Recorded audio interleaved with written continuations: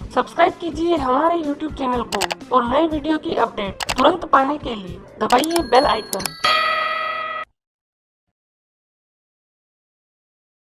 नमस्कार दोस्तों, आज हम बात करेंगे ट्रिपल बॉटम के विषय में। ट्रिपल बॉटम चार्ट पैटर्न का ही एक रूप है।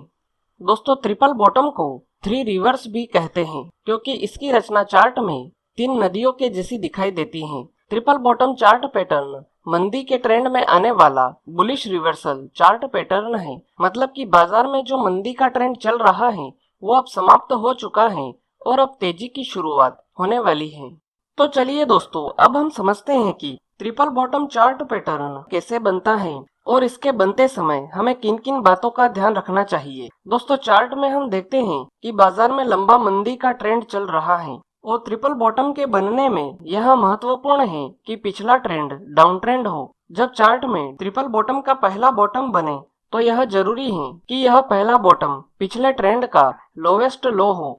पिछला ट्रेंड यानी कि डाउन ट्रेंड का लोवेस्ट लो हो। इसके बाद ट्रेंड लोवेस्ट लो बनाकर प्राइस सपोर्ट लेकर ऊपर की ओर चलना शुरू होता है। यह ऊपर की चाल लगभग 10% से 20% हो सकती है। इस पहले बॉटम में वॉल्यूम दूसरे बॉटम की तुलना में अक्सर ज्यादा होता है। पहला बॉटम बनने के बाद जब बाजार ऊपर की ओर चलता है तब वॉल्यूम साधारण हो जाता है। इसके कुछ समय बाद यह ऊपर की चाल रेसिस्टेंस लेकर रुक जाती है और कुछ समय तक एक रेंज में ट्रेड करती है। अब कुछ समय तक रेसिस्टेंस पर रुकने के बाद प्राइस वापस से नीचे की तरफ जाता है और ठीक उसी लेवल पर या उसके आसपास दूसरा बॉटम बनाता है। यह दूसरा बॉटम पहले बॉटम की तुलना में 3% तक ऊपर नीचे हो सकता है। इस दूसरे बॉटम में वॉल्यूम पहले बॉटम की तुलना में कम होता है। इसके बाद प्राइस दूसरे बॉटम से सपोर्ट लेकर वापस से ऊपर की ओर चलना शुरू होता है। यह ऊपर की चाल 10% से 20% तक हो सकती है। इसके कुछ समय बाद यह तेजी की चाल रेसिस्टेंस लेकर रुक जाती है।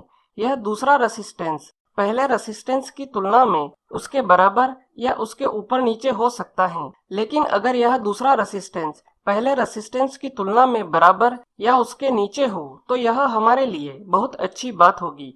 इससे ट्रिपल बॉटम की एक्यूरेसी बढ़ जाती है। अब कुछ समय तक दूसरे रेसिस्टेंस पर रुकने के बाद प्राइस वापस से नीचे की ओर जाता है और ठीक पहले बॉटम के बराबर या उसके आसपास तीसरा बॉटम बनाता है। यह तीसरा बॉटम पहले बॉटम की तुलना में 3% तक ऊपर नीचे हो सकता है।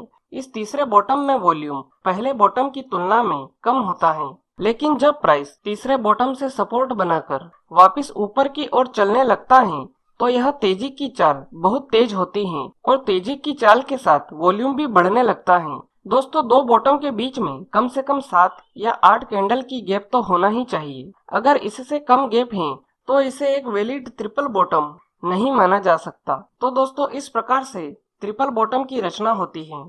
दोस्तों, चार्ट पैटर्न के साथ टाइम फ्रेम का कोई इतना अधिक महत्व नहीं माना जा सकता है क्योंकि यह हर एक टाइम फ्रेम में बन सकते हैं और हर एक टाइम फ्रेम में अच्छी तरह से काम भी करते हैं। दोस्तों, अब हम समझते हैं कि दो बॉटम के बीच में कम से कम कितना अंतर होना चाहिए। दोस्तों, अगर आप ट्रिपल बॉटम को इंट्राडे चार्ट में देख रहे हैं तो दो बॉटम के बीच में कम से कम 7 या 8 कैंडल की गैप तो होना ही चाहिए। शॉर्ट टर्म के लिए दो बॉटम के बीच में 3 से 4 हफ्तों का अंतर योग्य माना जाता है।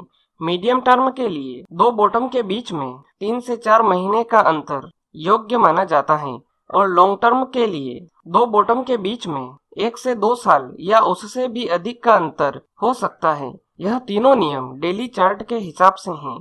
तो चलिए दोस्तों, अब हम समझते हैं ट्रिपल बॉटम चार्ट पैटर्न के साथ हम खरीदी कैसे कर सकते हैं। उससे पहले मैं आपको यह बता दूं कि अगर आपने अभी तक रिस्क रिवॉर्ड रेशियो और स्टॉप लॉस थ्योरी का वीडियो नहीं देखा है तो आप इन दोनों वीडियो को देख लीजिए, क्योंकि चार्ट पैटर्न के साथ खरीदी और बिक्वाली करने में रिस्क रिवॉर्ड रेशियो और स्टॉप लॉस थ्योरी का महत्वपूर्ण उपयोग है।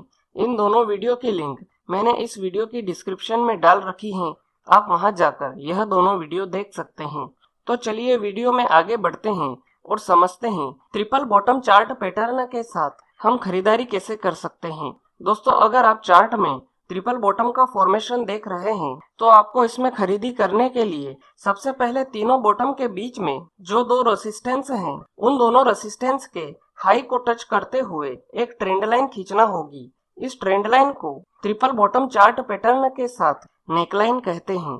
अब आपको इसमें खरीदी करने के लिए यह देखना है कि जब प्राइस तीसरा बॉटम बनाने के बाद जब कोई कैंडल नेकलाइन के ऊपर क्लोजिंग दे दे तो उसके बाद वाली कैंडल में हमें खरीदी करना है, और खरीदी करने के तुरंत बाद जिस कैंडल ने नेकलाइन के ऊपर क्लोजिंग दी है उसके लो के नीचे का स्टॉप लॉस लगाना है। इसी बीच ट्रेड लेने से पहले आपको एक और बात का ध्यान रखना बहुत जरूरी है कि आपके खरीदी करने के पॉइंट से स्टॉप लॉस लगाने के पॉइंट के बीच का जो डिफरेंस है वो रिस्क रिवार्ड रेशो के 2% के नियम के अनुसार ही होना चाहिए, तभी आपको ट्रेड लेना है। अगर डिफरेंस 2% के नियम के अनुसार नहीं है तो आपको यह ट्रेड नहीं लेना है। ट्रेड लेने के बाद आपको ट्रेलिंग स्टॉप लॉस का उपयोग करना है। अब इसमें आखिरी पॉइंट यह है कि हमें प्रॉफिट बुक कहां पर करना है। प्रॉफिट बुक करने के लिए आपको यह देखना है कि जहां से प्राइस पहली बार नेकलाइन के नीचे जाता है इसे हम नाम देते हैं पॉइंट ए, और जहां पर पहला बॉटम बनता है इसे हम नाम देते हैं पॉइंट बी। अब पॉइंट ए और पॉइंट बी के बीच का जो डिफरेंस है वो हमारा टारगेट है। तीसरा बॉटम बनने के बाद जब प्राइस नेकलाइन के ऊपर चला जाता है तब पॉइंट ए और पॉइंट बी के बीच का जो डिफरेंस है वो ऊपर की ओर हमारा टारगेट होगा। जैसे कि पॉइंट ए और पॉइंट बी के बीच का डिफरेंस 10 पॉइंट का है तो हमारा टारगेट नेकलाइन के ऊपर 10 पॉइंट का होगा, और जब प्राइस 10 पॉइंट के डिफरेंस तक पहुंच जाए तो हमें तुरंत प्रॉफिट बुक करना है। तो दोस्तों इस प्रकार से हम ट्रिपल बॉटम के साथ खरीदी कर सकते हैं। तो चलिए दोस्तों अब हम चार्ट में ट्रिपल बॉटम चार्ट पैटर्न को समझ लेते हैं। सबसे पहले आप अपने चार्टिंग सॉफ्टवेयर में जाइए और चार्ट को खोल लीजिए। इसके बाद आपको जिस भी टाइम फ्रेम में ट्रिपल बॉटम का फॉर्मेशन दिखाई दे रहा है आप उस टाइम फ्रेम को खोल लीजिए, क्योंकि चार्ट पैटर्न के साथ टाइम फ्रेम का कोई इतना महत्व नहीं है। यह हर एक टाइम फ्रेम में बनते हैं और हर एक टाइम फ्रेम में अच्छी तरह से काम भी करते हैं। जैसा कि मुझे यहाँ पर डेली चार्ट में ट्रिपल बॉटम का फॉर्मेशन दिखाई दे रहा है तो इसलिए मैंने यहाँ पर डेली चार्ट की टाइम फ्रेम को खोल रखा है। अब आप चार्ट में देखिए, मैं यहाँ पर एक हॉरिजॉन्टल लाइन ड्रॉ करता हूँ। तो अब आप चार्ट में देख सकते हैं कि ये रहा हमारा पहला बॉटम, और उसके बाद ये रहा हमारा दूसरा बॉटम, और ये रहा हमारा तीसरा बॉटम।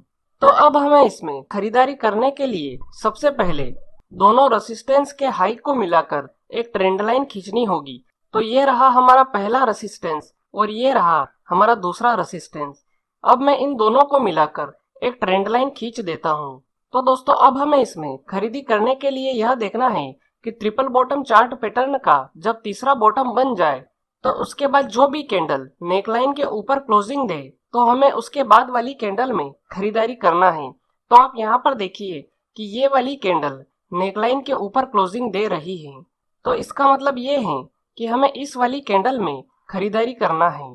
और खरीदारी करने के तुरंत बाद जिस कैंडल ने नेकलाइन के ऊपर क्लोजिंग दी है उसी के लो के नीचे का स्टॉप लॉस लगाना है।